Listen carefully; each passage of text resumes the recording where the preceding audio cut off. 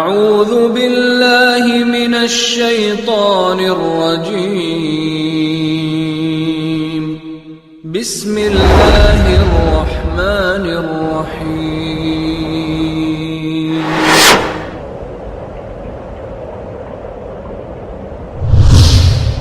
كنتم خير أمة أخرجت للناس تأمرون بالمعروف وتنهون عن المنكر وتؤمنون بالله.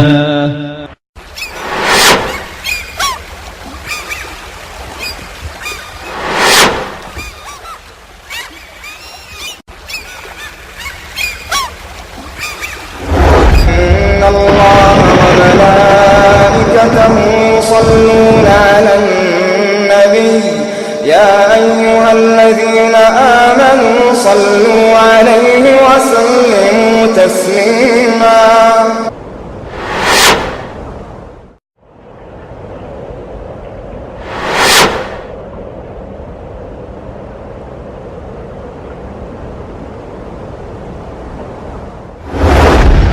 یہود ہمیشہ پیچھے سے وار کرتا ہے اور پیچھے سے خفیہ چال چلتے ہیں، جیسا کہ آج بھی ان کی وہ پوری کوشش رہی ہے.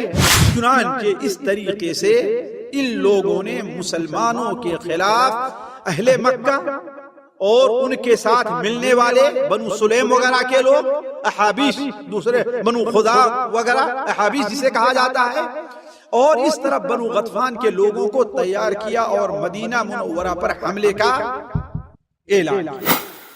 10,000 کی فوج تیار کر کے مدینہ منورہ پر حملے کے لیے نکلے.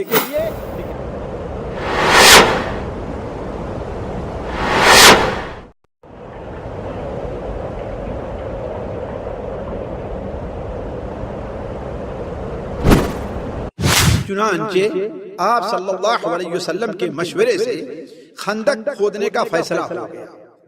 گویا 6.25 میٹر چوڑی، 4.5 میٹر گہری اور تقریباً 2.5 کلومیٹر آپ صلی اللہ علیہ وسلم نے لمبی ایک خندق کھودنے کا آپ صلی اللہ علیہ وسلم نے فیصلہ کیا.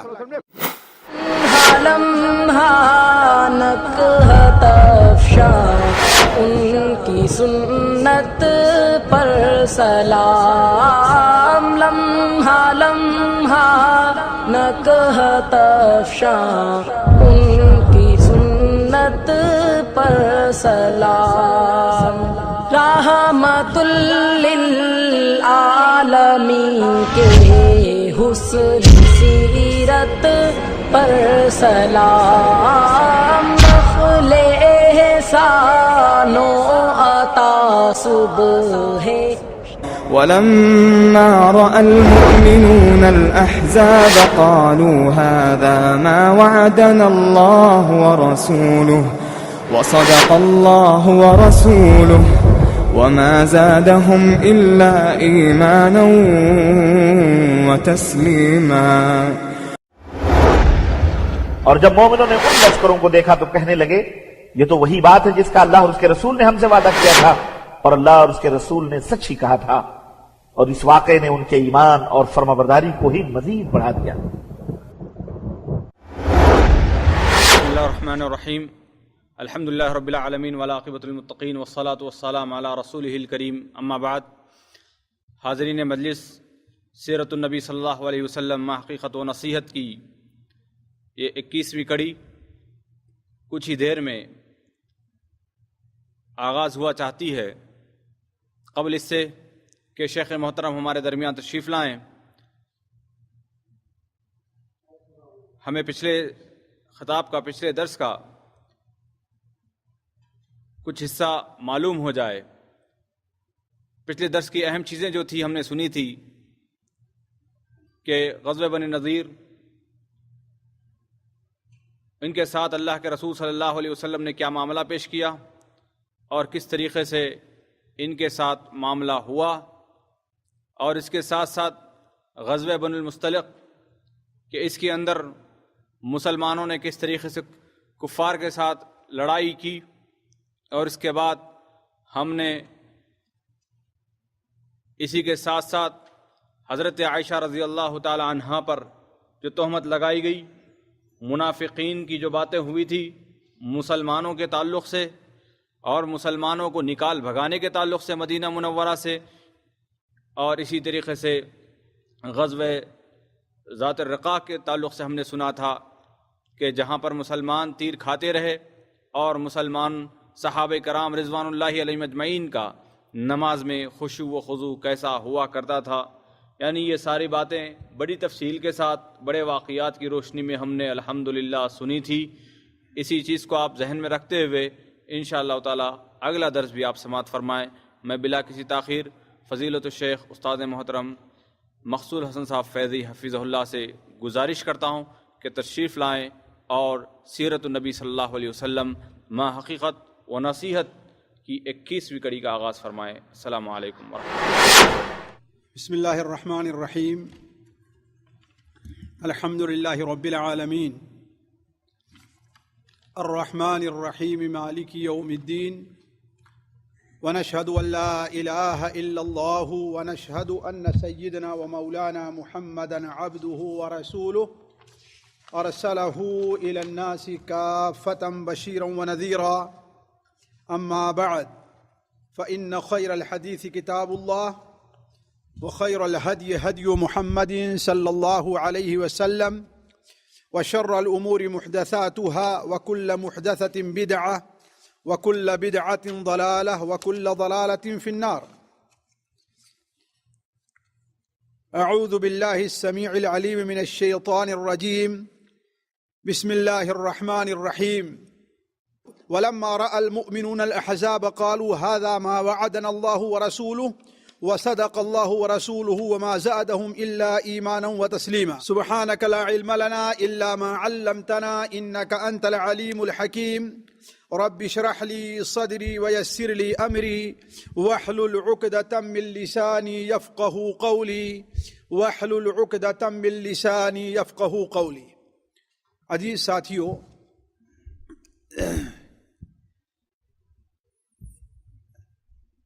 نبی کریم صلی اللہ علیہ وسلم مشرکین خصوصاً قریش کے ساتھ غزوہ بدر میں جو لڑائی کا سلسلہ شروع ہوا تھا وہ مستقل چل رہا تھا. نبی کریم صلی اللہ علیہ وسلم نے ان کے ساتھ جو ایک سلسلہ اللہ تبارک و تعالیٰ کے حکم سے شروع کیا تھا، آپ صلی اللہ علیہ وسلم اس میں آگے ہی بڑھ رہے تھے، اور اللہ تبارک و تعالیٰ کے فضل و کرم سے ہر جگہ مسلمانوں کی خصوصی مدد ہوا کرتی تھی. ہر آنے والا سال ایک جنگ کے خاتمے کے بعد کمزور ایمان لوگ یہ سمجھتے تھے کہ اب آگے کی منزل آسان سے آسان رہے گی، لیکن اللہ تبارک و تعالی کا کچھ کرنا، اس کی حکمت اور مسلمانوں کے لیے اس کی آزمائش کا کچھ ایسا معاملہ تھا کہ ہر آگے والی منزل، ہر آگے آنے والا سال مسلمانوں کے لیے مشکل اور پریشان کن ہی مرحلہ ہوا کرتا تھا. چنانچہ پچھلے درس میں آپ لوگوں نے سنا ہوگا کہ نبی کریم صلی اللہ علیہ وسلم نے قریظہ کو، بنو نذیر کو مدینہ منورہ سے شہر بدر ہو جانے کا آپ نے حکم دیا. ادھر آپ صلی اللہ علیہ وسلم نے بدوی قبائل مدینہ منورہ کے جنوب اور شمال شرق دونوں طرف جو بدوی قبائل آباد تھے، اور ان میں سے بہت جو قریش کے ہمنوا تھے، نبی کریم صلی اللہ علیہ وسلم نے دو بڑی اہم مہم روانہ کر کے، بلکہ خود اس میں شریک ہو کر کے آپ صلی اللہ علیہ وسلم نے اپنا ایک اثر قائم کر دیا. جنوب کی طرف بنو مستلق یا مریسیع کا واقعہ پیش آیا، اور شمال شرق کی طرف آپ صلی اللہ علیہ وسلم جو سے بتایا تھا آج جہاں شہر حناکیہ آباد ہے، یہاں پر بنو غطفان کے جو قبائل تھے، آپ صلی اللہ علیہ وسلم ان کی سرکوبی کے لیے آئے، جسے ذات الرقع کہا جاتا ہے۔ اس سے مسلمانوں کا ایک رعب میں پھر قائم ہو گیا، جو غزوہ احد کے بعد اور بیر معونہ اور واقعہ رجی کے بعد کمزور پڑ گیا تھا۔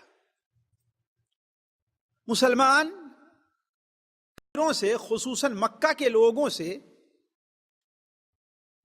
کسی حالت میں بھی دبے نہیں تھے، کہ مکہ کے لوگ تو یہ سمجھے تھے کہ غزوہ بدر کا بدلہ ہم نے لے لیا ہے، لیکن نبی کریم صلی اللہ علیہ وسلم نے سال بھری کے اندر یہ واضح کر دیا، ظاہر کر دیا کہ یہ نہ سمجھو کہ ہمارے اگر 70 آدمیوں کو تم نے شہید کر دیا ہے تو ہم کمزوری کی حالت میں ہیں۔ اسی لیے نبی کریم صلی اللہ علیہ وسلم نے قریش کا جو قافلوں کا جو راستہ تھا، تجارتی جو شاہراہ تھی، آپ صلی اللہ علیہ وسلم نے اس پر صحابہ کرام کو بیٹھایا کہ کفار کو تنگ کیا جائے، اور اس چیز کو کافر لوگ اچھی طرح سمجھ بھی گئے تھے، اگرچہ انہوں نے غزوہ احد میں مسلمانوں کے بہت سے لوگوں کو مار لیا تھا۔ چنانچہ سال بھر کے بعد جو وعدہ کر کے گئے تھے کہ بدر میں ہمارا اور تمہارا مقابلہ ہوگا، اللہ کے رسول صلی اللہ علیہ وسلم تشریف لے گئے، لیکن ابو سفیان اپنی جماعت کو لے کر کے واپس چلا گیا اور آگے نہیں آئے۔ لیکن ظاہر بات ہے انہیں مسلمانوں سے دشمنی تو تھی، مسلمانوں سے کھار تو کھائے ہوئے تھے، اور سب سے اہم چیز ان کے سامنے جو تھی وہ اپنی تجارتی شاہراہ کی حفاظت تھی کہ ہمیں اس کی حفاظت کرنی ہے۔ لیکن اب یہ آزما لیے تھے کہ ہم اکیلے ان کے ساتھ کچھ نہیں کر سکتے، لہذا اللہ کا کرنا یہ کہ بنو نذیر کے جو لوگ مدینہ منورہ سے نکالے گئے تھے اور جا کر کے خیبر میں اور علا میں آباد ہوئے تھے، انہیں ان کے لحاظ سے ایک بہترین موقع نظر آیا۔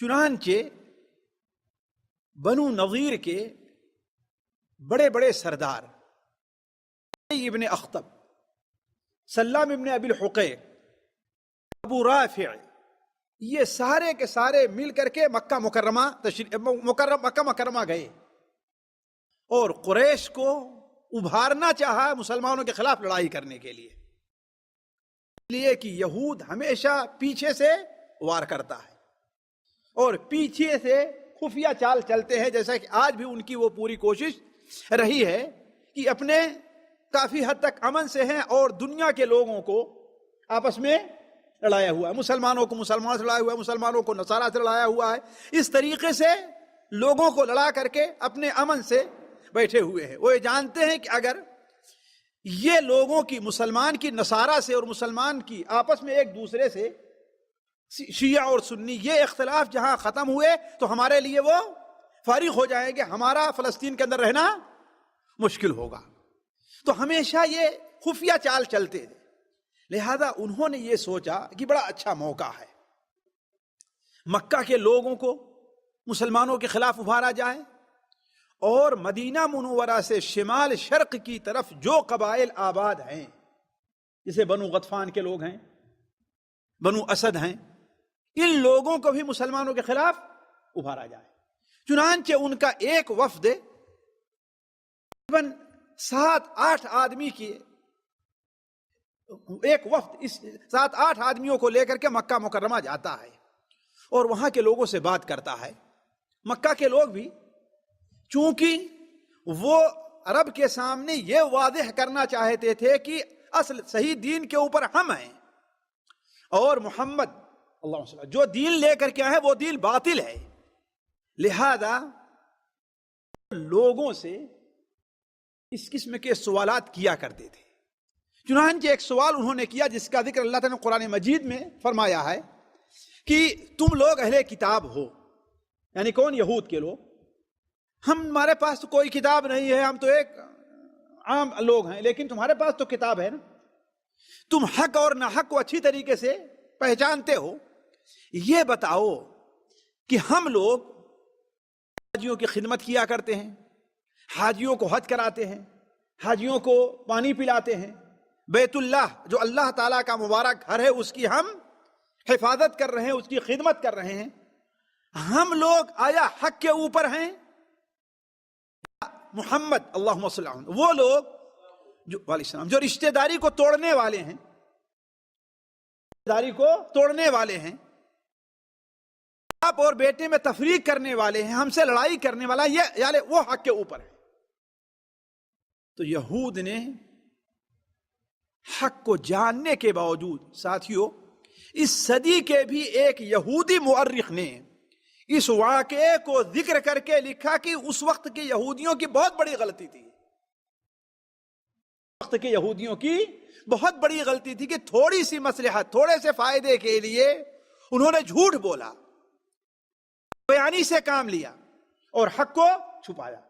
اس وقت کا بھی ایک یہودی لکھتا ہے، چنانچہ قریش نے یہ سوال کیا تو انہوں نے کہا کہ تمہارا دین محمد اللہ کے دین سے بہتر اور افضل ہے، نعوذ باللہ من ذالک۔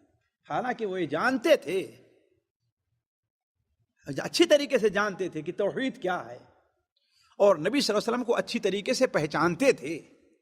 اس پر اللہ تبارک و تعالی قرآن مجید میں ان پر نکیر کرتا ہے کہ أَلَمْ تَرَ إِلَى الَّذِينَ أُوتُوا نَصِيبًا مِنَ الْكِتَابِ يُؤْمِنُونَ بِالْجِبْتِ وَالطَّاغُوتِ وَيَقُولُونَ لِلَّذِينَ كَفَرُوا هَؤُلَاءِ أَهْدَىٰ مِنَ الَّذِينَ آمَنُوا سَبِيلًا۔ آپ ان لوگوں کو بھی دیکھتے ہیں جنہیں کتاب دی گئی، کتاب کا علم، تورات کا علم دیا گیا، اولاً تو وہ جادو ٹونا، دھوکے بازی اور طاغوت پر ایمان لے آتے ہیں اور کہتے ہیں کہ یہ کافر لوگ، یہ مکہ کے مشرکین مومنوں سے افضل ہیں۔ اولئک الذین لعنہم اللہ، یہی لوگ ہیں جن کے اوپر اللہ تبارک و تعالی لعنت بھیجتا ہے، اور جس کے اوپر اللہ تعالی لعنت بھیج دے ان کی مدد کرنے والا آپ کسی کو نہیں پائیں گے۔ یہ اشارہ بھی تھا کہ یہود جتنی بھی کوشش کریں وہ کبھی کامیاب نہیں ہو سکتے۔ فلن تجد لہ نصیرا، آپ ان کی مدد کرنے والا کسی کو نہیں پائیں گے۔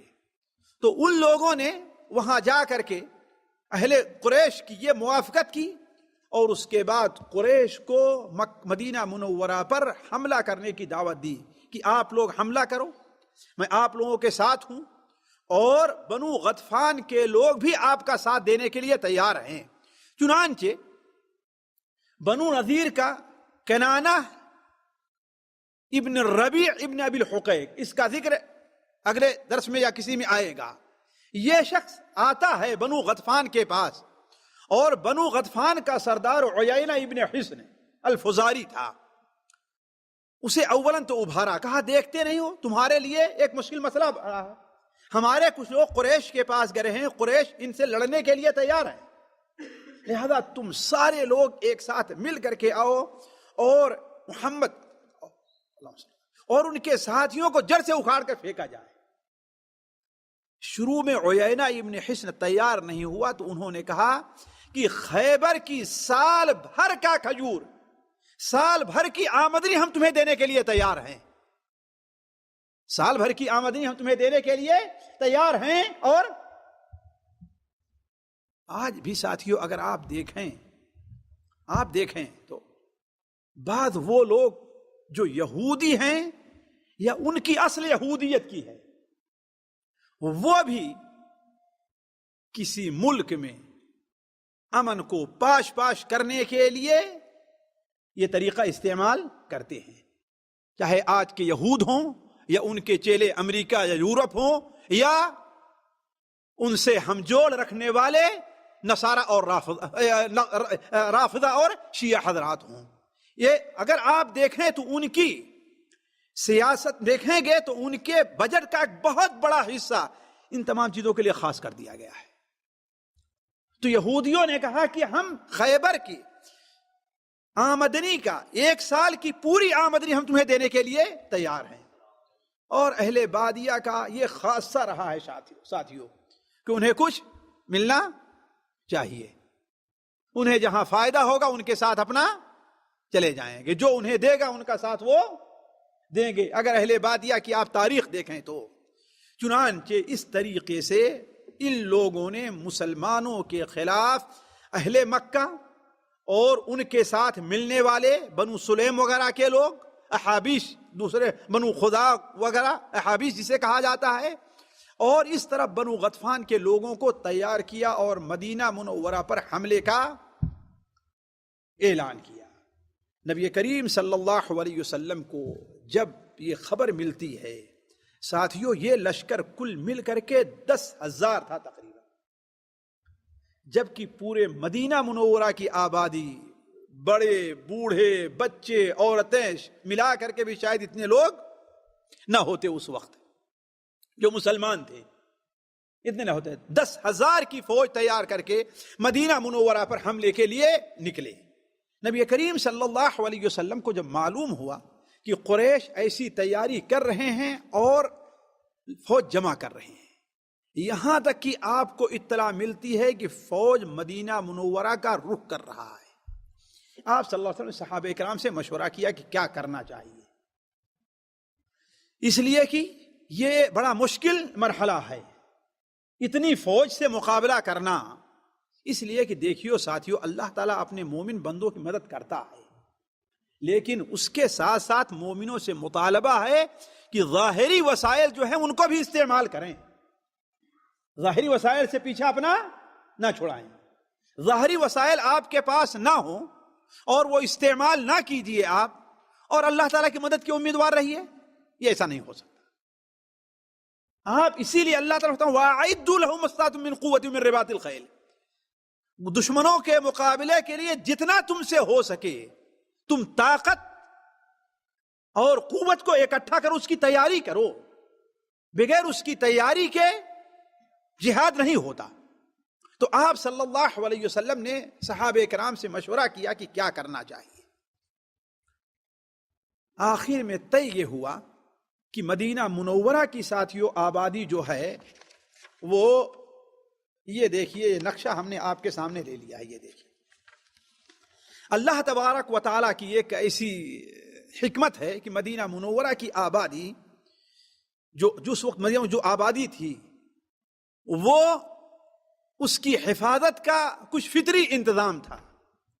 اولاً تو دیکھیں گے آپ یہاں سے مدینہ منورہ جائیں تو شمال شرق کی طرف مدینہ منورہ سے پہلے آپ کو کالے کالے اور نوکیلے پتھر دکھائی دیں گے۔ ابھی آج آپ دن میں سفر کریں گے تو آپ کو یہ اندازہ لگے گا، جس کے اوپر آج کل جوتا پہن کے چلنا بھی مشکل ترین کام ہے۔ اگر لوہے کا بھی جوتا انسان پہن کے لے تو شاید وہ بھی ٹوٹ جائے کچھ دیر میں۔ اسی لیے ان پر اس راستے پر آنا لوگوں کے لیے یا پار کرنا بڑا مشکل تھا۔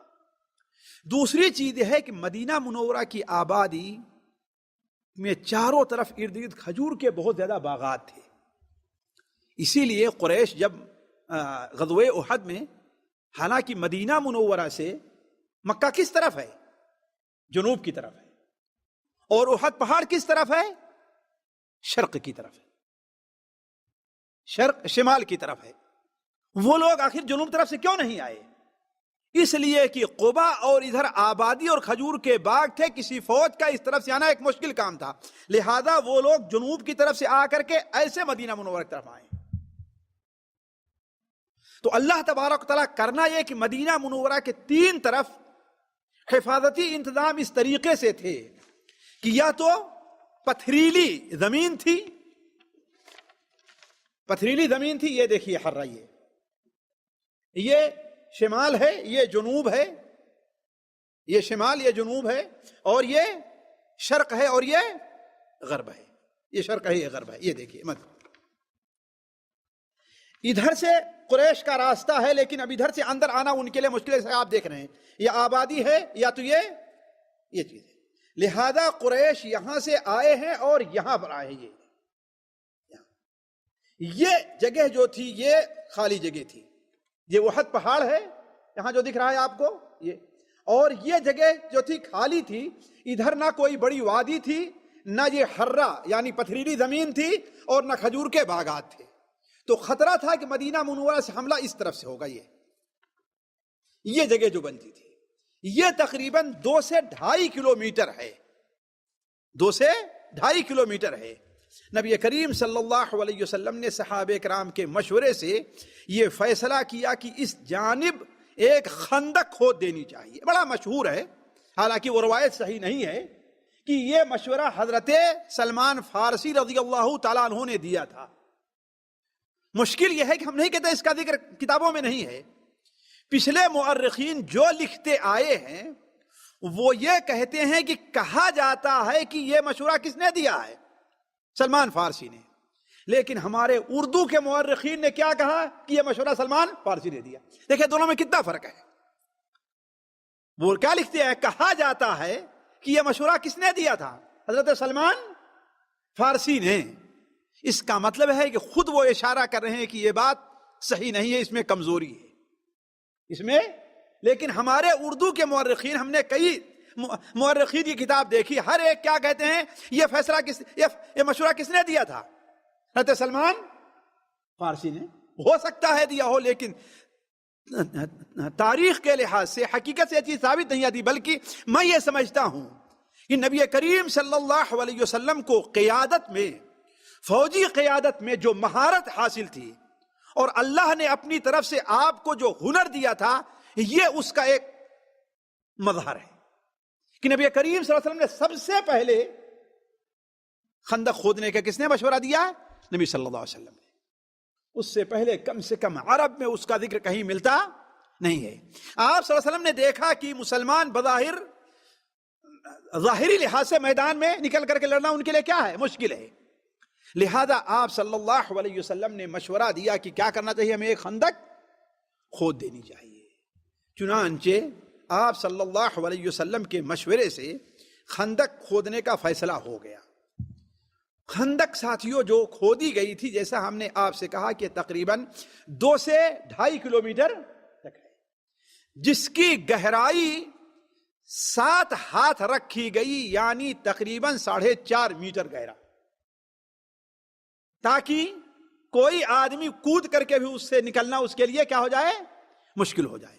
اور اس کی چوڑائی جو رکھی گئی وہ 9 ہاتھ تھی، وہ 9 ہاتھ تھی، اس لیے کہ گھوڑا بھی اگر اتنی لمبی چھلانگ لگانا چاہے تو پار نہیں کر سکتا ہے، جو تقریباً 6.25 میٹر ہوتی ہے، 6.25 میٹر، گویا 6.25 میٹر چوڑی، 4.5 میٹر گہری اور تقریباً 2.5 میٹر لمبی خندق کھودنے کا آپ صلی اللہ علیہ وسلم نے مشورہ دیا۔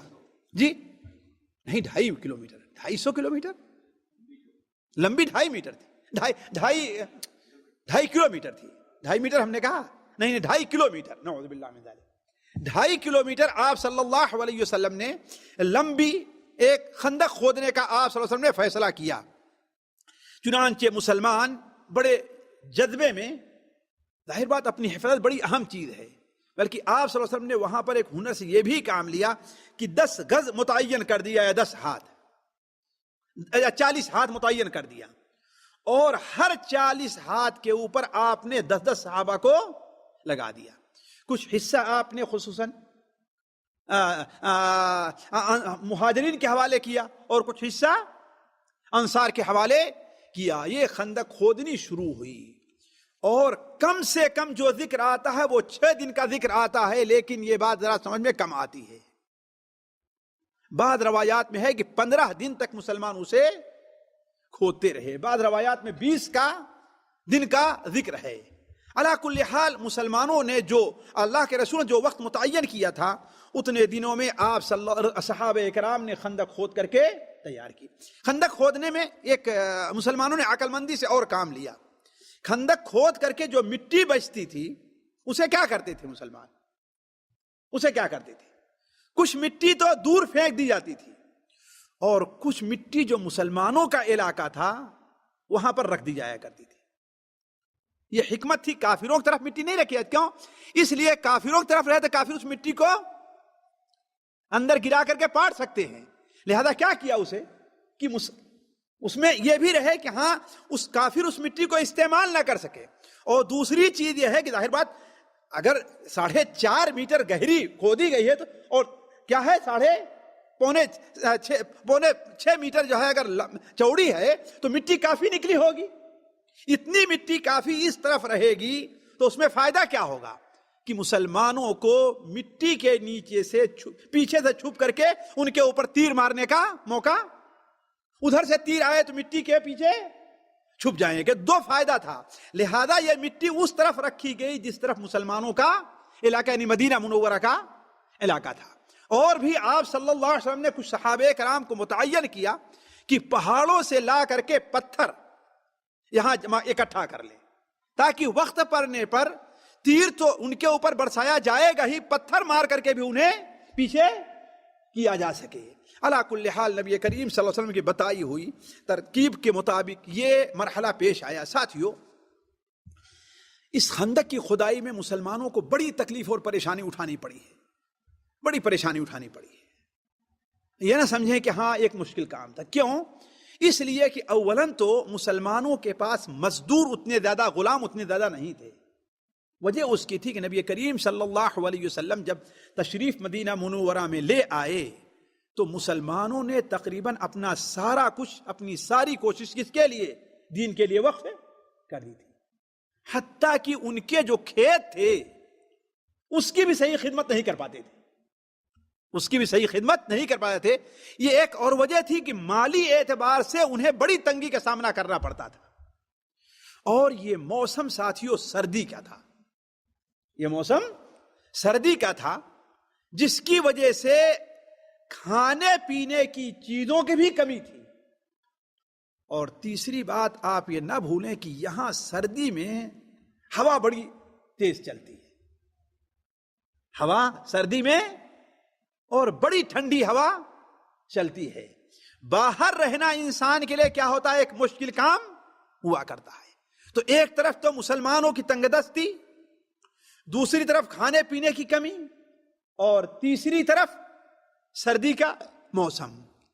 اس لیے بعد بڑے بڑے لوگ جو تھے وہ خود بھی چونکہ مزدور نہیں تھے لہذا وہ بھی خندق کی کھدائی اپنے ہاتھ سے کیا کرتے تھے. اور یہ کام تقریباً 1000 مسلمان کر رہے تھے. کتنا؟ 1000 مسلمان کر رہے تھے. نبی کریم صلی اللہ علیہ وسلم خود بھی ان کے ساتھ شریک رہتے تھے. حضرت انس بن مالک رضی اللہ تعالی عنہ نے بعض حالات جو ذکر کیے صحیح بخاری شریف وغیرہ میں ہے, بلکہ بیان کر پاتے ہیں کہ ایک بار کئی دن ہو گیا ہم لوگ کچھ کھائے نہیں, تو ہمیں جو لے آیا گیا, اسے کوٹا گیا اور بدبو کرتی ہوئی چربی, اس لیے کہ خشک ہے وہ اندر جانا اس کا کیا ہے مشکل ہے, تو بدبو کرتی ہوئی چربی کے اندر اسے گوندھا گیا. ساتھی حضرت انس بن مالک کہتے ہیں کہ اس کے اندر بو ایسی تھی کہ ناک پہ رکھو تو بو آ رہی ہے, گلے میں رکھو تو گلے سے اندر نہیں جا رہا ہے, لیکن مجبوری تھی کہ کوئی چیز ہمیں کھانے کو ملی نہیں تھی, جس کی وجہ سے ہم مجبور ہو کر کے اسے کھایا کرتے تھے. لیکن اللہ کا شکر ہے کہ مسلمانوں کی اگرچہ وہ بظاہر کمزور تھے لیکن نفسیاتی طور پر وہ کمزوری کے شکار کبھی نہیں ہوئے. کیوں؟ خود نبی کریم صلی اللہ علیہ وسلم ان کے ساتھ مل کر کے خندق کھودا کرتے تھے, مٹی ڈھویا کرتے تھے. بلکہ حضرت برا ابن عازب کی ایک روایت ہے صحیح بخاری اور صحیح مسلم میں کہ نبی کریم صلی اللہ علیہ وسلم کو ایک بار میں نے دیکھا کہ آپ کے جسم کے اوپر اتنی مٹی لدی ہوئی, اتنی مٹی اٹی ہوئی تھی کہ آپ کا چمڑا نہیں دکھائی دے رہا تھا, اس قدر مٹی تھی. اور آپ صلی اللہ علیہ وسلم ان کے ساتھ مل کر کے وہ لوگ بھی رج شعر گایا کرتے تھے. ایک بار آپ صلی اللہ علیہ وسلم باہر تشریف لے آتے ہیں, دیکھا صحابہ کرام محنت کر رہے ہیں, تو انہیں دیکھ کر کے آپ نے کیا فرمایا, اللہم لا عیش الا عیش الآخرہ فاغفر للانصار والمہاجرہ. اے اللہ تبارک و تعالی, اصل زندگی تو کہاں کی زندگی ہے؟ آخرت کی زندگی ہے. بظاہر ان کے حالات اگرچہ ہیں لیکن اصل زندگی کیا ہے؟ آخرت کی زندگی ہے. اے اللہ تبارک و تعالی انصار اور مہاجرین کو تو بخش دے. بلکہ آپ صلی اللہ علیہ وسلم ان کے ساتھ ساتھ مل کر کے ایک شعر ہے، لولا اللہ مہتدینا ولا تصدقنا ولا صلینا، اگر اللہ تعالیٰ نہ ہوتا تو ہمیں ہدایت نہ ملتی، نہ ہم صدقہ دینے کے لائق ہوتے، نہ ہمیں نماز پڑھنے کا طریقہ معلوم ہوتا. اے اللہ تبارک و تعالیٰ تو ہماری مدد کر، ہم اگر کافروں سے ملاقات کریں وثبت الاقدام ان لاقینا، اے اللہ تعالیٰ اگر ہم کافروں سے ملاقات ہو تو ہماری مدد فرما. اور ان الاولا قد بغوا علینا، یہ ان لوگوں نے ہمارے اوپر ظلم کیا ہے. وَإِن اگر مجھ سے جو ہے کچھ چاہتے ہیں تو ہم ان کو دینے کے لیے تیار نہیں ہیں. تو یہ اشعار خود نبی اکرم صلی اللہ علیہ وسلم ان کے لو میں، ان کے لئے میں ملا کر کے آپ بھی ایسے اشعار پڑھا کر، جیسا کہ حدیث میں ہے. علی کل حال اس طریقے سے آپ صلی اللہ علیہ وسلم اور صحابہ کرام نے خندق کو بنا لیا. آگے بڑھنے سے پہلے چند چیزیں اور آپ کے سامنے میں رکھتا ہوں. دیکھیے، ایک چیز یہ کہ اللہ تبارک و تعالی مسلمانوں کی ہر پریشان موقف میں ان کی دلجوئی کا اور ان کی ثابت قدمی کا سامان پیدا کر دیتا تھا. وہ کس طریقے سے؟ نبی کریم صلی اللہ علیہ وسلم کے دست مبارک پر بعد معجزات کا ظہور ہوتا تھا تو مسلمان کیا سمجھتے تھے کہ ہاں ہم حق پر ہیں، اور ان کے اندر اور جذبہ پیدا ہوتا تھا. تو خندق کے کھدائی کے درمیان بھی بعض معجزات کا ظہور ہوا. چنانچہ صحیح بخاری شریف وغیرہ میں حضرت برا ابن عازب سے مروی ہے، مسند احمد میں، سنن نسائی بڑی مفصل ہے کہ ایک بار ہم لوگ خندق کھود رہے تھے کہ سخت چٹان سامنے آ گئی. ہم میں کے ہر زور آور نے، ہر طاقتور نے اپنا زور آزما لیا، لیکن وہ چٹان ٹوٹنے پر آتی ہی نہیں. لیکن اس کو توڑنا ہے، اس لیے کہ وہاں پر گڑھے کرنا ہے. جب ہم سب لوگ عاجز آ گئے، ظاہر بات ساتھیو اس کی ایک وجہ اور یہ تھی کہ مسلمان 3 دن ہو گیا تھا انہوں نے کچھ کھایا نہیں تھا. 3 دن صرف پانی پر گزارا تھا. بلکہ صحابہ کرام رضوان اللہ علیہم اجمعین نے اپنے جسم کے اوپر پتھر باندھ لیا تھا. اپنے پیٹ کے اوپر، اپنے پیٹ پر پتھر. یہ چیز ہم آپ لوگ سنتے آئے ہیں. ہوتا یہ تھا کہ اس علاقے میں ایک پتھر ایسا ملتا تھا جو ٹھنڈا ہوا کرتا تھا. گرم پتھر نہیں ہوتا تھا، ٹھنڈا ہوتا تھا. اگر اس کو پیٹ خالی ہونے کی وجہ سے یہاں پر باندھ لیا جاتا تھا تو اس کا 2 فائدہ ہوتا تھا. ایک فائدہ تو یہ ہے کہ یہ جگہ خالی نہیں محسوس ہوتی تھی، یہ جگہ خالی محسوس نہیں ہوتی تھی، ایک چیز. دوسری چیز یہ ہے کہ خشکی کی وجہ سے گرمی پیٹ کے اندر پیدا نہیں ہو پاتی تھی. اور تیسرا فائدہ یہ ہوتا تھا کہ اگر یہ چیز خالی رہے تو کمر جھک جائے گی. جب پیٹ پر یہاں پتھر رکھ لیتے تو کمر جھکنے نہیں پاتی تھی. یہ اللہ تعالیٰ کی ساتھیوں مہربانی، ربوبیت کا مظہر ہے کہ ہر علاقے میں رہنے والے لوگوں کے لیے آج تو طب اتنا آگے بڑھ چکا ہے نا، لیکن ان کو اپنی حفاظت کے اللہ تعالیٰ طریقے بتاتا ہے. تو وہ لوگ وہ پتھر باندھا کرتے تھے. ظاہر بات پتھر باندھے ہوئے 3 دن ہو گیا تو کچھ کھایا نہیں ہے. ساتھیوں ہم 12 گھنٹے 16 گھنٹے کو روزہ نہیں رکھ پاتے، ہے کہ نہیں؟ اور جانتے ہیں اگر کمزوری ہوتی ہے، بھوک رکھتی ہے تو طاقت بھی نہیں لگتی ہے. ہر مسلمان نے اپنا زور آزمایا، بڑے بڑے بہادروں نے بھی، لیکن وہ چٹان اپنی جگہ سے ٹس مس ہونے کے لیے تیار نہیں ہے. آپ صلی اللہ علیہ وسلم کو اطلاع دی گئی. آپ صلی اللہ علیہ وسلم وہاں اس کھاڑی کے پاس آئے، خندق کے پاس، اور کہے کہ مجھے کدال دو، میں نیچے اترتا ہوں. جب آپ صلی اللہ علیہ وسلم نے اپنی چادر اٹھا کر کے نیچے رکھی تو صحابہ کرام نے دیکھا کہ ہم لوگوں نے تو اپنے پیٹ پر 1 پتھر باندھا ہے اور نبی صلی اللہ علیہ وسلم نے 2 پتھر باندھ رکھا ہے. آپ صلی اللہ علیہ وسلم نے اپنے پیٹ کے اوپر 2 پتھر باندھ رکھا. اس وقت صحابہ کرام کو اس کا اظہار ہوا.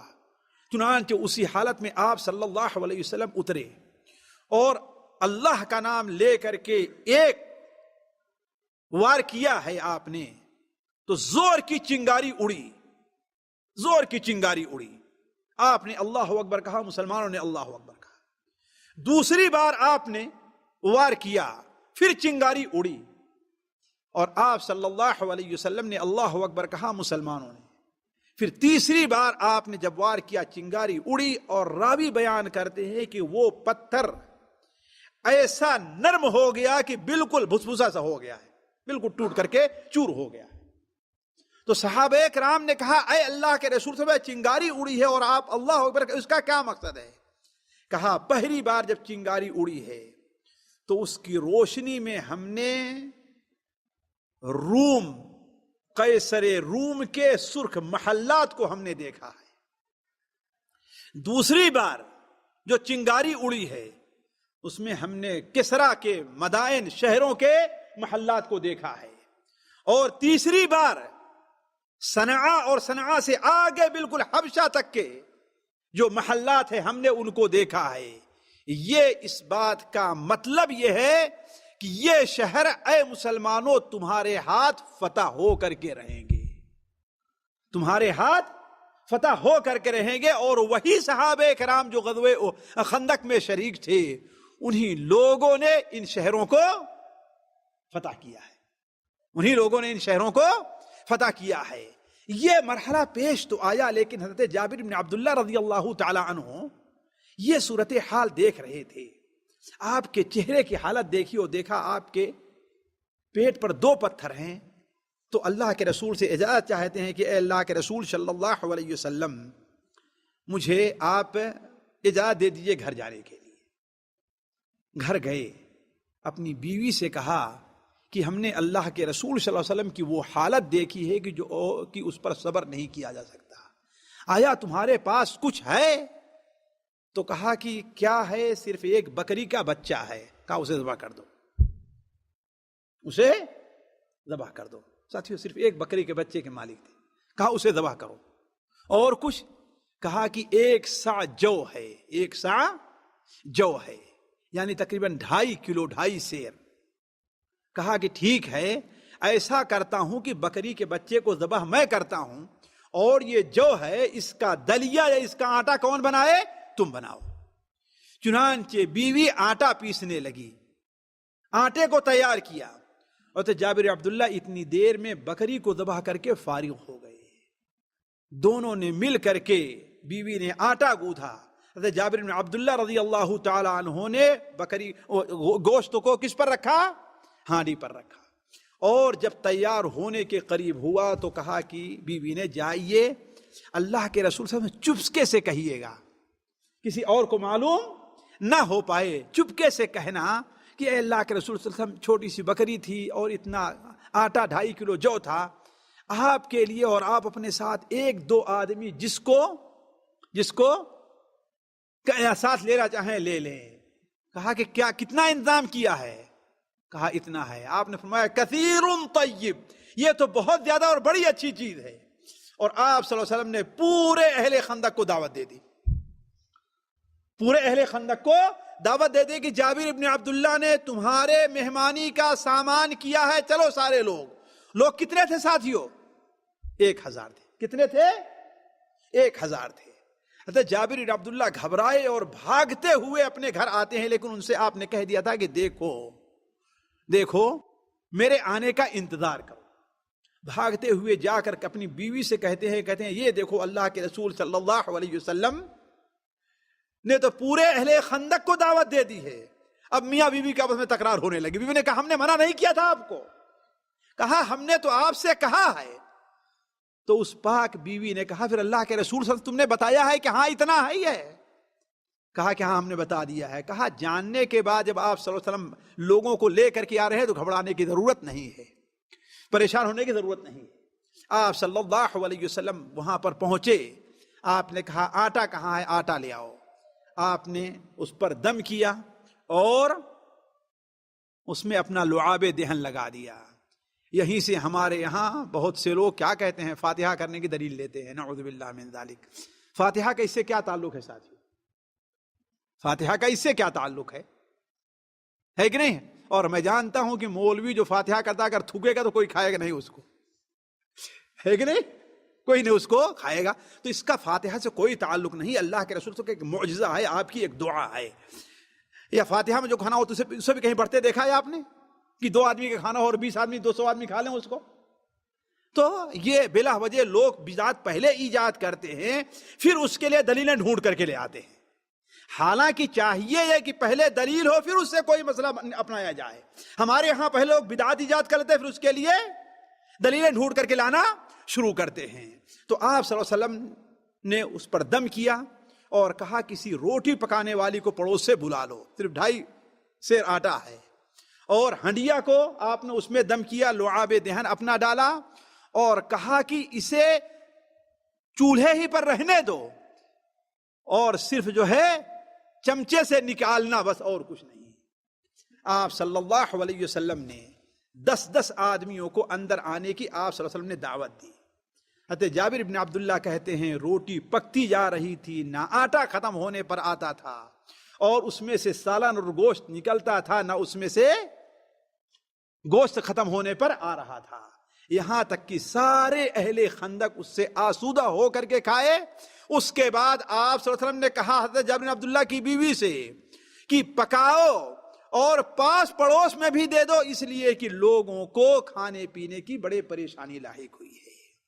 تو اس قسم کے معجزات کو ظاہر کر کے اللہ تبارک و تعالی مسلمانوں کی دلجوئی کرتا تھا، ثابت قدمی، تاکہ انہیں معلوم ہو جائے کہ ہم اللہ کے رسول کے ساتھ ہیں اور یہ تکلیف اور پریشانی برداشت کر رہے ہیں. اس کے آگے کیا ہے؟ اللہ تعالی ہمارے لیے بڑی آسانیاں پیدا کرنے والا ہے. علی کل حال مسلمان جب اس سے فارغ ہو گئے تو نبی کریم صلی اللہ علیہ وسلم نے بچوں کو مسجد نبی کے مشرق کی طرف فارع نامی ایک قلعہ تھا، اس میں عورتوں اور بچوں کو رکھ دیا، عورتوں اور بچوں کو وہاں کر دیا. اور آپ صلی اللہ علیہ وسلم 3000 کی فوج لے کر کے خندق کے پاس پہنچ گئے. ادھر سے کافروں کا لشکر، اہل مکہ کا لشکر ایسے آ کر کے اس طرف جہاں آج مسجد قبلتین واقع ہے اس کے قریب آ کر کے ٹھہرتا ہے، اور ادھر سے ان لوگ بنو غطفان کا آ کر کے احد پہاڑ کی طرف آ کر کے ٹھہر جاتا ہے. اور پھر آگے جب مل کر کے دونوں 10,000 کا لشکر مدینہ منورہ کی طرف آگے بڑھتا ہے تو خندق کو دیکھ کر کے دنگ رہ جاتا ہے. وہ سوچ کر تو یہ آیا تھا کہ اب ہم مدینہ میں کیا ہے داخل ہو جائیں گے، لیکن اپنے سامنے کیا ہے؟ ایک خندق دیکھا ہے، اور کیا دیکھ رہا ہے کہ سامنے مسلمان تیر لے کر کے کھڑے ہوئے ہیں. اب یہ ان کے لیے ایک عجیب بات تھی اور ان کے لیے بڑا مشکل مرحلہ تھا. دوسری طرف نبی کریم صلی اللہ علیہ وسلم نے ایک حکمت یہ بھی اپنائی کہ یہ فوج تو تھی، اس فوج سے کبھی آپ 200 اور کبھی 500 کا دستہ متعین کرتے تھے، اور مدینہ منورہ میں وہ گشت لگاتا رہتا تھا. اس کا 2 فائدہ تھا، کہیں دوسری طرف سے جو باغات کے راستے ہیں کافر اس طرف سے مدینہ منورہ میں داخل ہونے کی کوشش نہ کریں، ایک چیز. دوسری چیز، ابھی بھی مدینہ منورہ میں یہودیوں کا ایک قبیلہ آباد ہے، یعنی بنو قریظہ. کہیں ایسا نہ ہو کہ غافل پا کر کے مسلمانوں پر وہ حملہ کر دے. تو آپ صلی اللہ علیہ وسلم نے یہ نہیں کہ صرف آپ نے فوج کو آگے کیا، بلکہ آپ صلی اللہ علیہ وسلم نے گشتے بھی آپ متعین کیے جو مدینہ منورہ میں گشتے لگاتے رہے. یہ شوال کا آخر کا مہینہ تھا ساتھیوں. اب اسی طرف اللہ تبارک و تعالی ارشاد فرماتا ہے، اسی طرح اشارہ کرتے ارشاد فرماتا ہے وَلَمَّا رَأَى الْمُؤْمِنُونَ الْأَحْزَابَ قَالُوا هَذَا مَا وَعَدَنَا اللَّهُ وَرَسُولُهُ. جب مسلمانوں نے احزاب یعنی جماعتوں کو دیکھا تو کیا کہا؟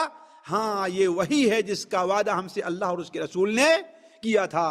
وصدق اللہ ورسولہ، اللہ اور اس کے رسول نے سچ کہا. وما زادہم الا ایمانا وتسلیما، اس سے مسلمانوں کے ایمان میں اضافہ ہوا. ساتھیو، اس غزوے سے متعلق سورہ الاحزاب کی 13 نمبر آیت سے لے کر کے یعنی 9 نمبر آیت سے لے کر 9 نمبر آیت سے لے کر کے 23 نمبر آیت تک نازل ہوئی ہے.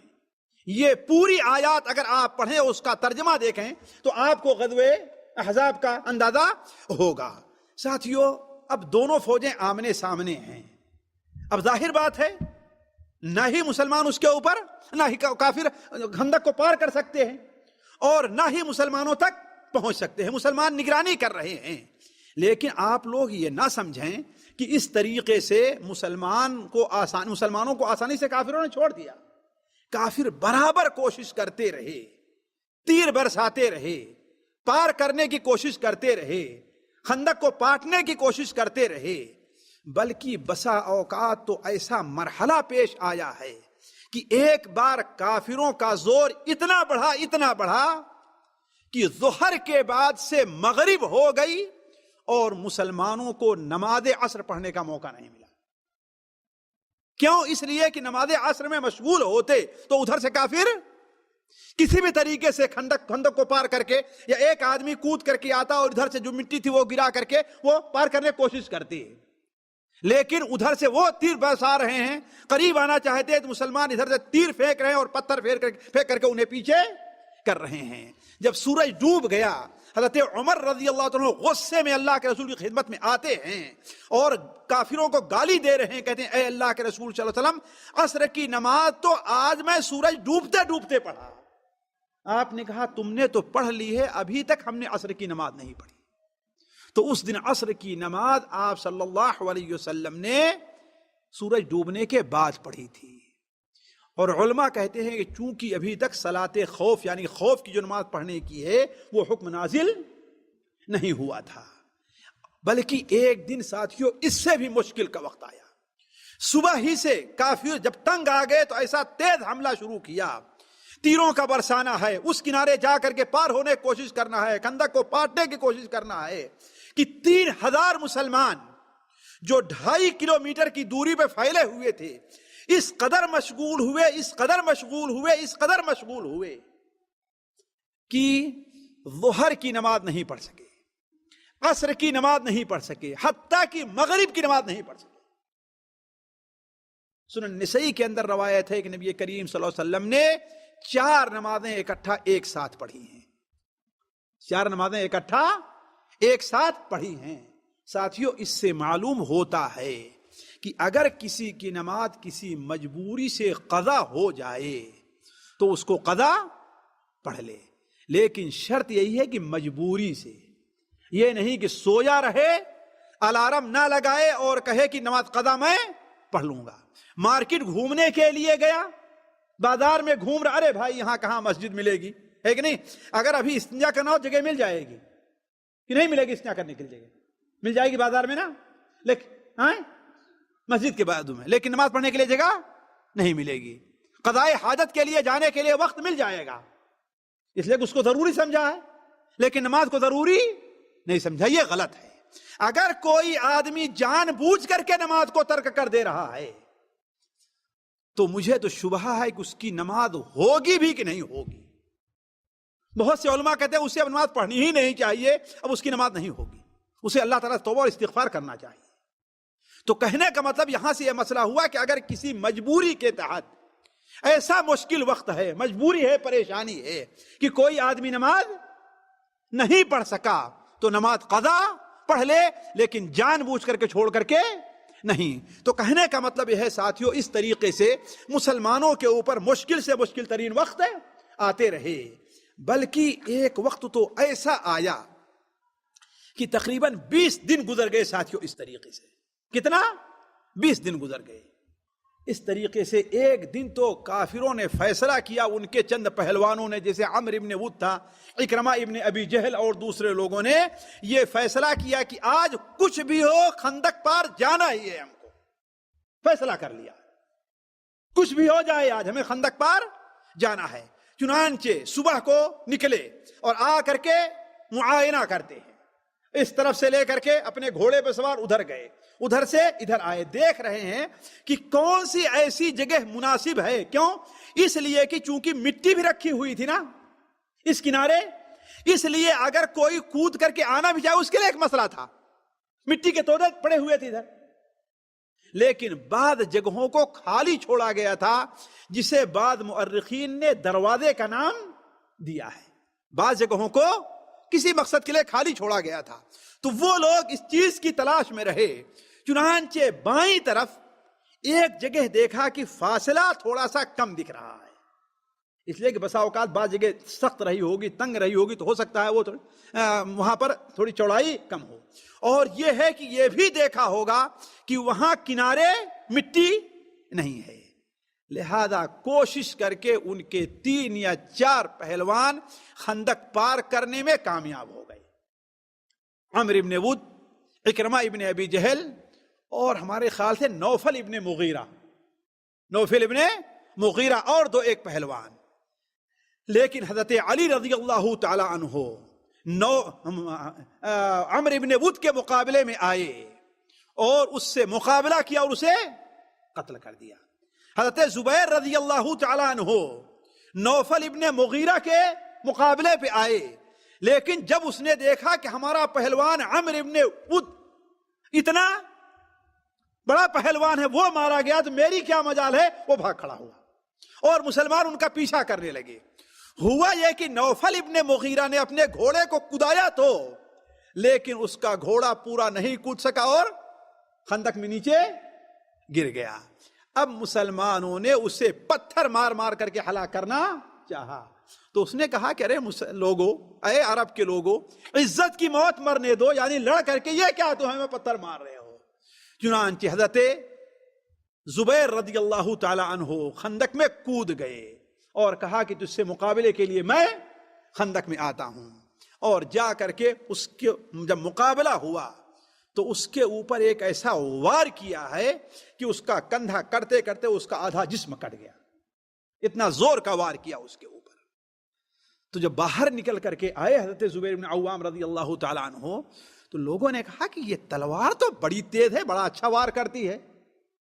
تو حضرت زبیر رضی اللہ عنہ نے اپنا مشہور مقولہ کہا تھا کہ صرف اس میں تلوار کا کمال نہیں ہے بلکہ زور بازو کا بھی بہت بڑا دخل ہے. اس میں صرف تلوار کا کمال نہیں ہے، اگر ہاتھ میں طاقت ہی نہ ہو، بازو میں طاقت ہی نہ ہو، تلوار کیا کام کرے گی. تو کہنے کا مطلب کہ کافروں نے یہاں تک کوشش کی کہ خندق کو پار کر لیں. ساتھیوں، 20 دن گزر جانے کے بعد جب کافروں نے دیکھا کہ اب ہم خندق کو آسانی سے پار نہیں کر سکتے، اس لیے کہ مسلمان ہمیں قریب آنے ہی نہیں دے رہے ہیں، ہم جہاں قریب جاتے ہیں تو پتھروں اور تیروں سے ہمارا استقبال کرتے ہیں، اور یہ بھی سوچیں کہ کافر اتنے دن کے لیے نہیں آئے ہوئے تھے. وہ تو یہ سمجھے تھے گھنٹے میں اپنا معاملہ طے کر کے اپنا 1 دن میں چلے جائیں، ہے کہ نہیں. لہذا پھر یہاں پر یہود اپنی چال چلنی شروع کیے. یہود اس لیے کہ ان کے ساتھ حیی ابن اخطب جو بنو نذیر کے نکالے گئے تھے اور خیبر میں آباد ہوئے تھے اور کافروں کے ساتھ آئے ہوئے تھے. حیی ابن اخطب ابو سفیان سے کہتا ہے کہ اب میں ایک اور چال چلتا ہوں کہ بنو قریظہ سے یہ کہتا ہوں کہ محمد اللہ علیہ وسلم کے ساتھ جو عہد ان کا ہے، آپس معاہدہ ہے، اس کو ختم کر دیں. جب معاہدہ ختم ہو جائے گا تو ہمارا فائدہ کیا ہوگا؟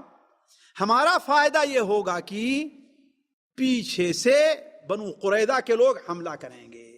اس لیے کہ ساتھیوں، بنو قریظہ کی جو آبادی تھی وہ مسجد نبوی کے قریب تھی. یہ دیکھیے خندق جو ہے یہ ہے، خندق یہ ہے. اصل مدینہ کی آبادی جو ہے یہ تھی، یہ اور بنو قریظہ کے لوگ یہاں آباد تھے. گویا خندق اور اصل مدینہ کی جو آبادی ہے، مدینہ کی آبادی بنو قریظہ اور خندق کے درمیان تھی تقریباً. یہ بنو قریظہ ہیں، یہ ان کی آبادی ہے. یہ قبا کا علاقہ ہے، یہ بنو قریظہ ہیں. یہاں پر لشکر تھا، یہ لشکر کافروں، یہ قریش کا لشکر، یہ قریش کا لشکر ہے، یہ غطفان کا ہے. مسلمان یہاں تھے. اللہ کے رسول صلی اللہ علیہ وسلم نے یہیں پر کہیں عورتوں اور بچوں کو رکھا ہوا تھا. ہوا یہ کہ وہ یہ چاہتے تھے کہ اگر قریظہ کے لوگ مسلمانوں سے جو معاہدہ ہے وہ ختم کر دیں تو ہمارا 2 فائدہ ہوگا. ایک فائدہ تو ہوگا کہ ان کے علاقے سے چھپ کر کے ہمیں مدینہ میں داخل ہونے کا موقع مل جائے گا، باغات سے، اور ان کے علاقے سے چھپ کر کے موقع مل جائے گا. دوسرا فائدہ یہ ہوگا کہ خندق کے اوپر جو اتنا بڑا پہرا لگا ہوا ہے، مسلمان سارے کے سارے یہاں پر جمع ہو گئے ہیں، اگر ادھر سے بنو قریظہ حملہ کریں گے تو مسلمان 2 حصوں میں بڑھ جائیں گے تو ہمیں ان کے ساتھ نپٹنے میں آسانی ہوگی. لہذا حیی ابن اخطب بدبخت ہے، بنو قریظہ کے پاس آتا ہے اور اس کے سردار کعب ابن اسد کے دروازے پر آیا تو اس نے دروازہ کھولنے سے انکار کر دیا. کہتا ہے حیی ابن اخطب کہ ساری دنیا کی عزت لے کر کے آیا ہوں فوجوں کا سیلاب ہے تمہارے ساتھ آ رہا، تمہارے لیے آ رہا ہے، اگر چاہتے ہو تو سارے مل کر کے محمد اور ان کے ساتھیوں کا خاتمہ کر دیا جائے، اللہم صلی علی محمد۔ اور بنو غطفان کے لوگ بھی اور قریش کے لوگ یہ تہیہ کیے ہوئے ہیں کہ جب تک جڑ سے انہیں اکھاڑ نہیں دیں گے یہاں سے جائیں گے نہیں۔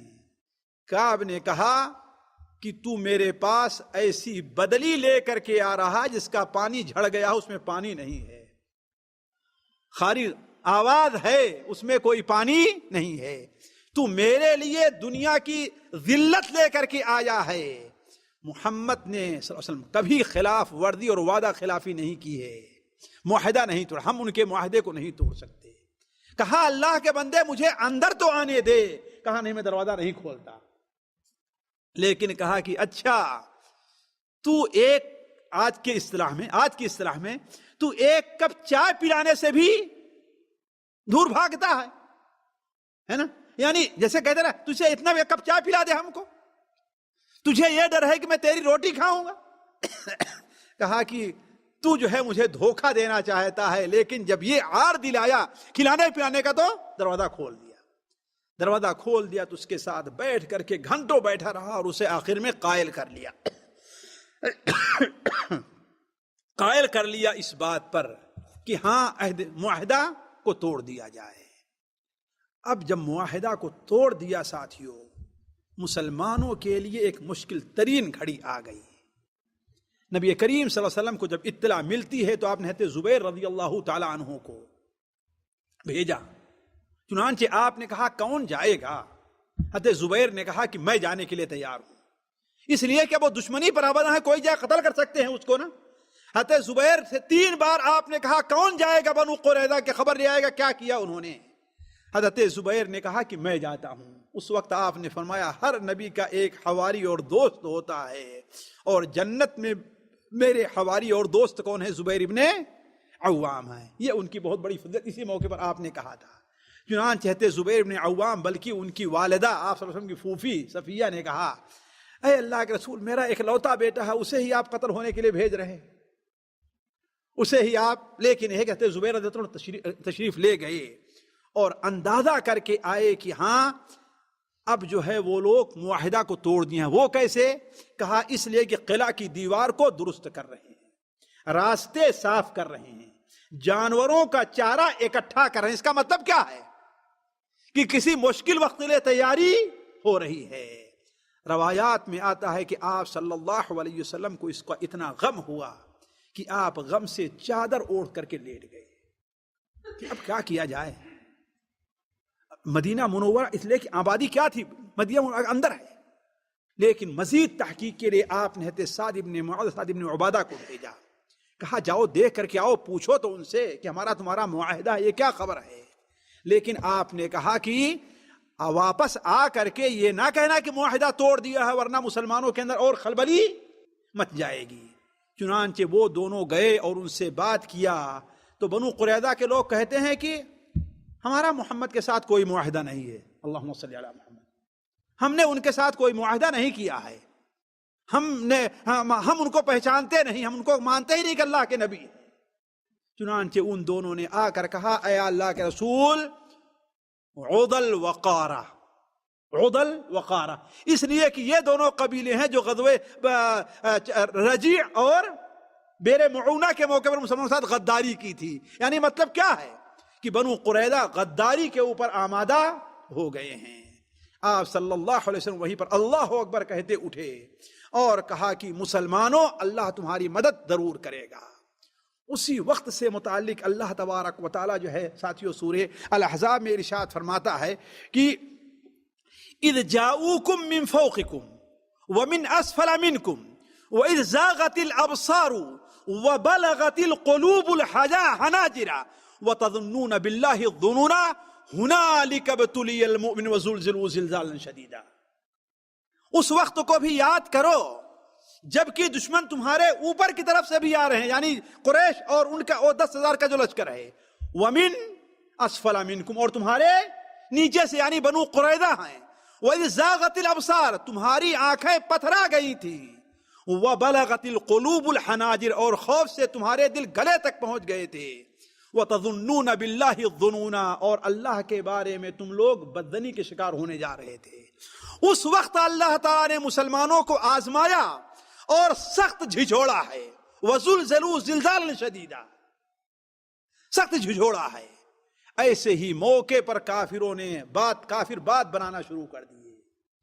کوئی کیا کہتا کہ ابھی تو تھوڑی دیر پہلے تم سے محمد صلی اللہ علیہ وسلم یہ کہہ رہے تھے کہ کسرا اور قیصر کے محل بھی فتح کرو گے تم، اور آج صورتحال یہ ہے خوف کا کہ ہم قضائے حاجت کے لیے بھی جاتے ہوئے ڈرتے ہیں، قضائے حاجت کے لیے بھی جاتے ہوئے ڈرتے ہیں.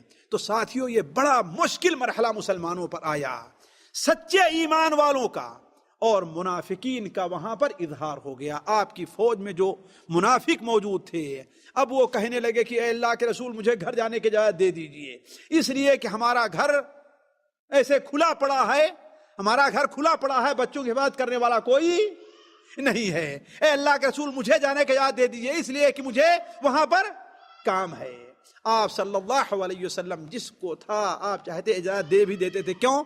اس لیے کہ آپ یہ سمجھتے تھے کہ ہماری فوج میں رہیں گے پھر بھی ان کا کوئی فائدہ نہیں ہے. یہ مشکل وقت تھا ساتھیوں کہ مسلمان سخت مشکل وقت میں پڑے، لیکن اللہ تبارک و تعالی نے ایسے وقت میں بھی نبی کریم صلی اللہ علیہ وسلم کی مدد کی. بلکہ صورتحال یہاں تک پہنچ گئی تھی کہ نبی صلی اللہ علیہ وسلم نے ان کے اندر پھوٹ ڈالنا چاہا. کس میں؟ قریش میں اور بنو غطفان میں. بنو غطفان کے سردار کو کہلا بھیجا کہ تم واپس چلے جاؤ، مدینہ منورہ کی آدھی آمدنی ہم تمہیں دینے کے لیے تیار ہیں. تو اس نے کہا کہ پوری آمدنی دو، تو اس لیے کہ ہمیں خیبر والوں نے کیا کہا ہے پوری آمدنی، آپ نے کہا کہ پوری نہیں آدھی. اس پر آپ تیار ہوئے، لیکن کہا کہ ذرا ہم سعدوں سے مشورہ تو کر لیں، سعد ابن معاذ، سعد ابن عبادہ، سعد ابن مسعود، ان لوگوں سے مشورہ تو کر لیں، اس لیے کہ یہی اپنے قوم قریش انصار کے سردار تھے. آپ صلی اللہ علیہ وسلم نے ان کو بلایا تو ان لوگوں نے کہا کہ اے اللہ کے رسول صلی اللہ علیہ وسلم، اگر یہ وحی آپ کی طرف آئی ہے کہ ان کے ساتھ ایسے صلح کر لی جائے تب تو اس بارے میں ہم کوئی دخل نہیں دینا چاہتے. ساتھیوں یہ مسلمانوں کا موقف ہونا چاہیے، یہ موقف کہ اگر اللہ کی طرف سے کوئی حکم آ رہا ہے اس میں بظاہر ہمارا نقصان دکھائی دے رہا ہے، لیکن ہمیں اس کے ماننے میں کوئی، اس لیے کہ ان کا بظاہر یہ نقصان تھا نا، آدھی پیداوار دینے کے لیے وہ تیار ہو رہے تھے، اور ظاہر بات جو دے رہا اسے ذلیل ہو کے دینا پڑے گا، نہیں دینا پڑے گا. اور یہ جانتے ہیں بہادری کے خلاف ہے کوئی آدمی ذلیل ہو کر کے کسی کو کوئی چیز دے. لیکن انہوں نے کیا کہا، اگر یہ اللہ کی طرف سے وحی آپ کی طرف کی گئی ہے ایسا کیجئے، تب تو ہمیں اس پر کوئی اعتراض نہیں ہے، ہم ماننے کے لیے تیار ہیں. لیکن اگر آپ ہمارے اوپر رحم کرتے ہوئے ایسا چاہتے ہیں تو اللہ کی قسم ہم انہیں پیداوار کی بات تو چھوڑ دیے، تلوار کے علاوہ کوئی اور چیز نہیں دیں گے. پہلے ہم جاہل تھے، شرک پر تھے، انہی کی طریقے سے تھے، پھر بھی ہم سے وہ لوگ یا تو خرید کر کے کھجور لے پائے ہیں یا تو مہمان بن کر کے آئے، ہم نے کھلایا تب ہم سے کھجور لے پائے ہیں، ورنہ کھجور کا ایک دانہ بھی ہم سے وہ نہیں لے سکے ہیں. آج جبکہ اللہ تعالیٰ نے ہمیں عزت بخشی ہے، اللہ نے ہمیں مسلمان بنا دیا ہے، توحید کی دولت ہمیں مل گئی ہے، تو ہم دلیل بن کر کے انہیں یہ دیں گے؟ اللہ کی قسم ہم انہیں تلوار کے علاوہ اور کوئی چیز دینے کے لیے تیار نہیں. آپ نے کہا اگر تم یہ چاہتے ہو تو یہی بات صحیح ہے، اس پر ہم موافق ہیں، ہم تو تمہارے اوپر رحم کرتے ہوئے یہ بات کہہ رہے تھے. گویا ایک امید جو مسلمانوں کو بن گئی تھی کہ معاملہ حل ہو جائے گا، وہ پھر ساتھیوں اس طریقے سے تقریباً 27 دن گزر گئے. کتنے؟ 27 دن یا 26 دن گزر گئے. 27 یا 26 دن لے کے روایات میں وہ ہے. 27 سے 26 دن گزر جانے کے بعد جب معاملہ اور سخت آیا ہے، آپ جانتے ہیں کہ ایک مثل ہے کہ مشکل جہاں زیادہ ہوتی ہے اس کے بعد آسانی ضرور آتی ہے. یہ جہاں کہیں مشکل آئے گی فَإِنَّ مَعَ الْعُسْرِ یسرا، ہر چیز کے لیے ایک انتہا ہے. کوئی چیز انتہا کو پہنچ جائے تو اس کے بعد آسانی ضرور آتی ہے. اب یہ مسلمانوں کے بارے میں اللہ تعالیٰ فرماتا ہے کہ ان کے دل کہاں گلے تک پہنچ گئے تھے. اب مسلمانوں کا ساتھیوں سونا بھی حرام ہو گیا تھا. کیوں؟ اس لیے کہ خطرہ تھا کہ ادھر سے کبھی بھی حملہ ہو سکتا ہے اور اندر سے کبھی حملہ ہو سکتا ہے. تو اللہ تبارک و تعالی اس کے لیے راہ پیدا کرتا ہے. چنانچہ ایک دن اللہ کے رسول صلی اللہ علیہ وسلم کے پاس مسلمان آتے ہیں اور کہتے ہیں اے اللہ کے رسول صلی اللہ علیہ وسلم، بڑا مشکل مرحلہ ہے، ہم کیا کریں؟ کون سی دعا، کوئی دعا سکھائیے کہ ہم پڑھیں. تو آپ نے کہا کہو اللہم استر عوراتنا وآمر روعاتنا. اللہم استر عوراتنا، اے اللہ تعالی ہماری عزت باقی رکھیے گا. اللہم استر عوراتنا، ہماری عورت یعنی پردے جو ہے اس کو چھپانا. وآمن روعاتنا، اور خوف ہمارے اوپر جو لاحق ہے اللہ تعالی ہمیں اس سے امن دے. اور خود اللہ کے رسول صلی اللہ علیہ وسلم دعا کے لیے کھڑے ہوئے اللہ تعالیٰ سے.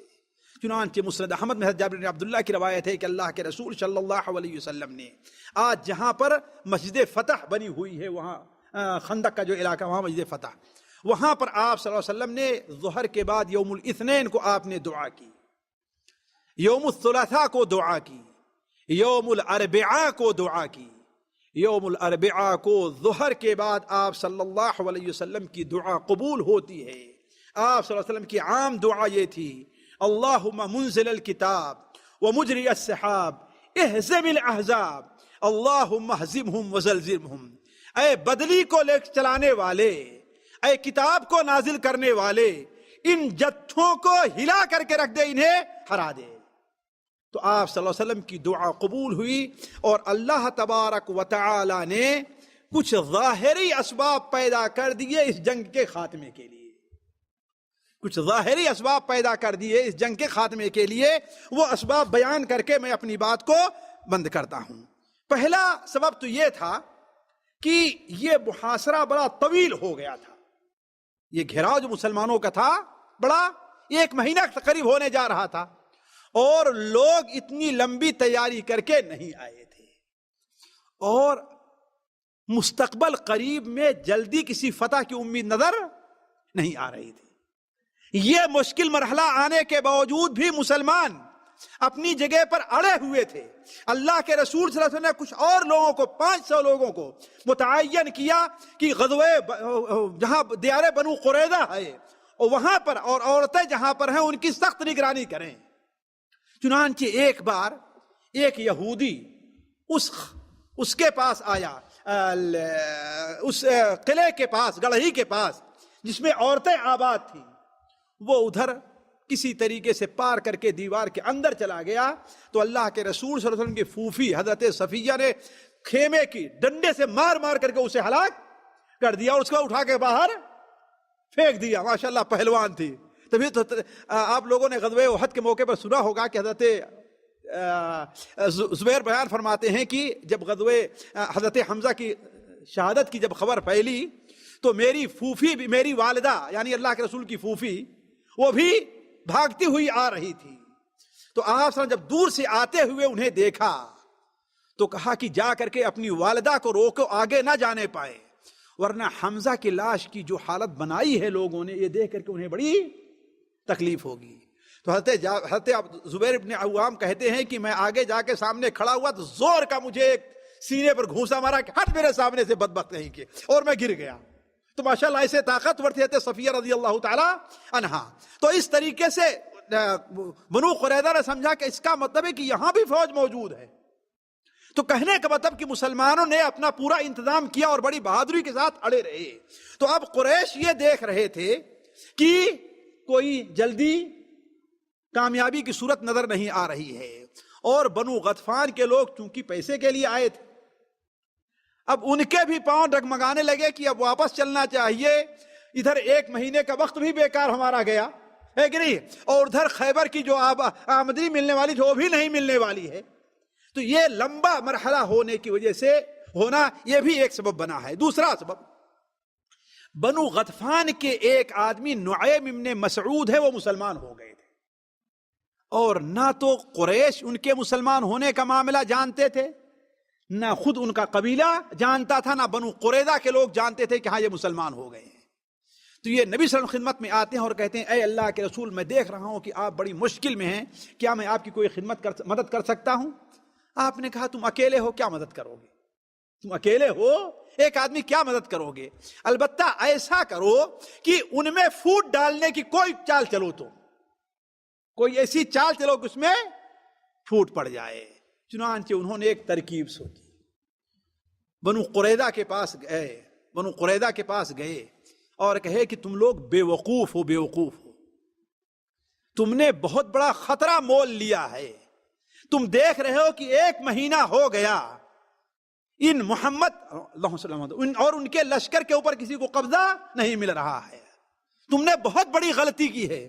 آج قریش کے لوگ اگر چلے جائیں گے، اور ہم نے سنا ہے کہ اب جانا چاہتے ہیں، وہ جانے کی تیاری کر رہے ہیں، آج چلے جائیں گے تو تمہارا بھی وہی حشر ہوگا جو قینقاع اور بنو نذیر کا ہوا ہے، بلکہ تم تو بڑے غدار، تمہاری گردن مار دی جائے گی۔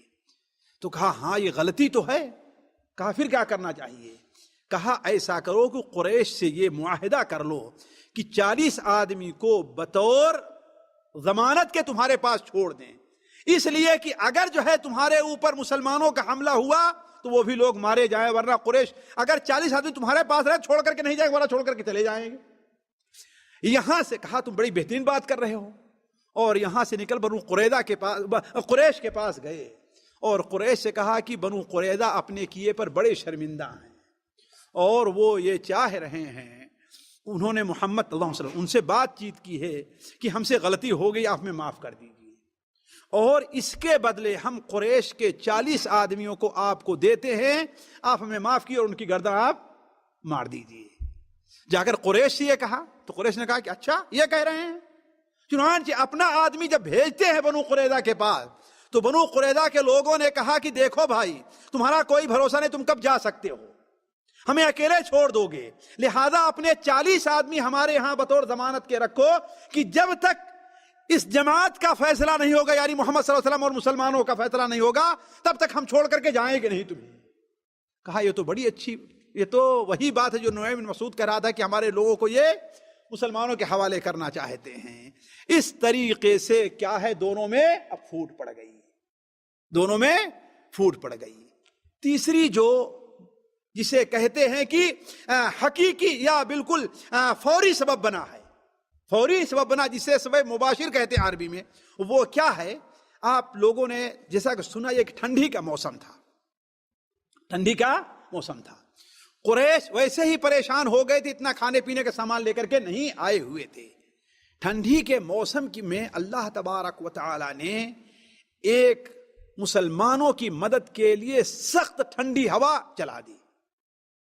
اذ جاءتکم جنود فارسلنا علیہم ریحا وجنودا لم تروها، جب تمہارے پاس جتھے آئے تو ہم نے ان کے اوپر سخت ہوا کو مسلط کر دیا، اور اس کے ساتھ ساتھ ایک جماعت یعنی فرشتوں کی جماعت کو بھی نازل کی۔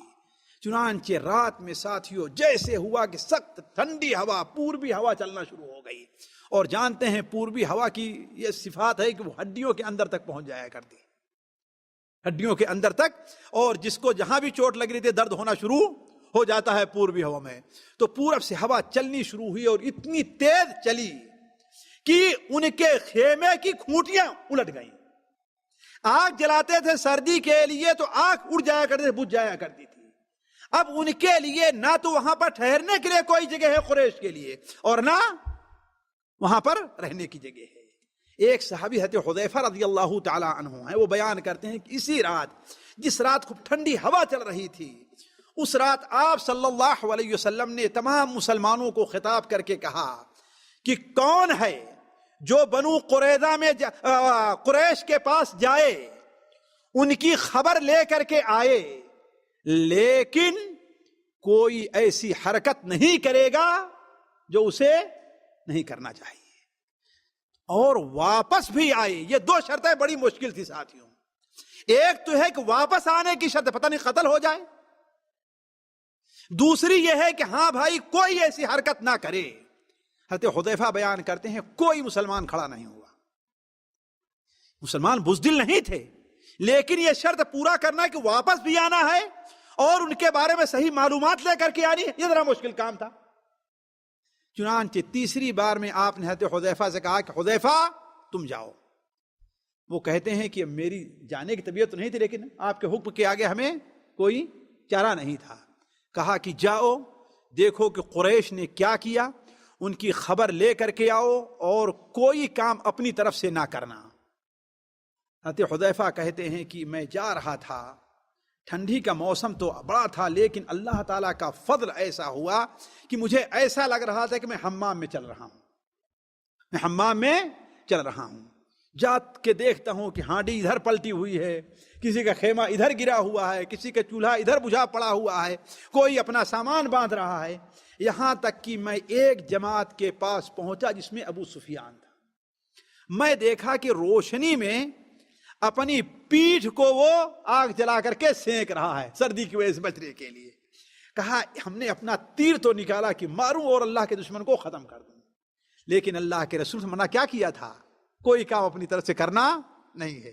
کہا اگر آپ کا دیکھیے ہر موقع پر صحابہ کرام کیسے آپ کے فرمان کو یاد کرتے اور آپ کی اتباع کیا کرتے تھے.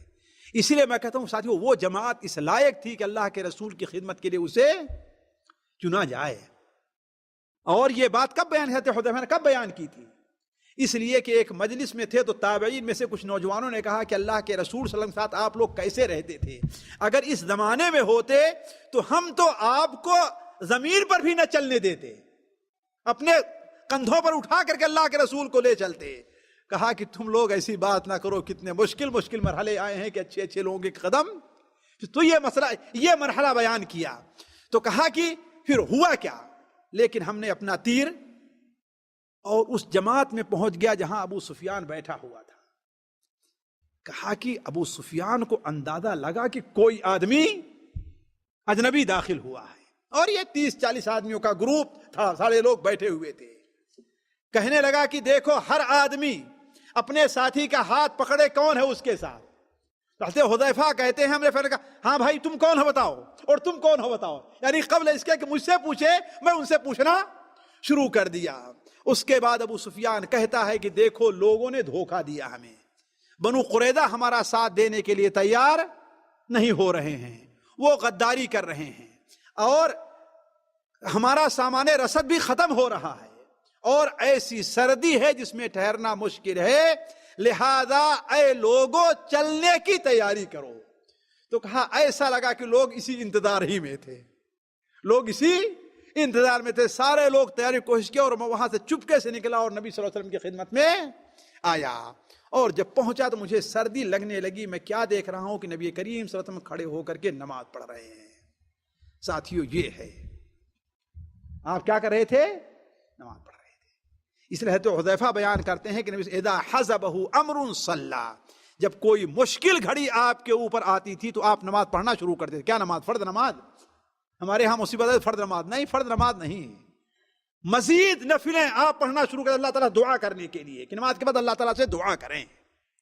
تو آ کر کے جب ہم نے یہ بیان کیا تو آپ صلی اللہ علیہ وسلم نے کہا کہ اب جو ہے کافر یہاں پر ٹھہریں گے نہیں. چنانچہ صبح ہوتے ہوتے ساتھیوں پورا میدان خالی ہو گیا، پورا میدان خالی، لیکن مسلمان اپنی جگہ پر موجود تھے. نبی کریم صلی اللہ علیہ وسلم جب صبح کا فجر کی نماز کے بعد اجالا ہوا اور جا کر کے آپ نے مشاہدہ کیا تو دور ہی سے تو کیا دیکھتے ہیں کہ خیمے پڑے ہیں، ہونٹیاں ہیں، چولہے ہیں، ہانڈیاں الٹی ہوئی ہیں. اس وقت آپ صلی اللہ علیہ وسلم نے ایک بڑی اہم بات کہی جو معجزہ ہے آپ صلی اللہ علیہ وسلم کا. آپ نے کیا فرمایا؟ الآن نغزوہم ولا یغزونا نحن نسیر الیہم. آج کے بعد سے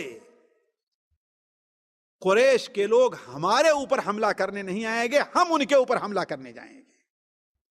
آج کے بعد سے قریش ہمارے اوپر حملہ کرنے نہیں آئیں گے، ہم ان کے اوپر حملہ کرنے جائیں گے. نحن نسیر الیہم، ہم ان کے پاس چل کر کے جائیں گے. اور تاریخ نے ثابت کر دیا کہ اس کے بعد سے کفار کو مسلمانوں سے مقابلے کے لیے، قریش کو مسلمانوں سے مقابلے کے لیے کبھی فوج نہیں اکٹھا کی انہوں نے مسلمانوں سے مقابلہ کے لیے. تو اس طریقے سے ساتھیوں غزوہ خندق کا اللہ تعالیٰ کے فضل سے خاتمہ ہو گیا، جس میں مسلمانوں کو کوئی جانی اور مالی نقصان زیادہ نہیں ہوا. مسلمانوں کی طرف سے آتا ہے کہ 6 صحابہ کرام شہید ہوئے تھے. کتنا؟ 6. اس لیے کہ تیروں کا مقابلہ ہوا کرتا، 6 صحابہ کرام شہید ہوئے تھے. اور کافروں کے بارے میں زیادہ سے زیادہ جو ذکر آتا ہے وہ 10 کا ہے کہ 10 کافر قتل کیے گئے تھے. اس سے زیادہ کا ذکر نہیں آتا. بعد میں اس سے کم کا بھی ذکر آتا ہے، بعد میں 4 کا ذکر آتا ہے، بعد میں 4 کا ذکر آتا ہے.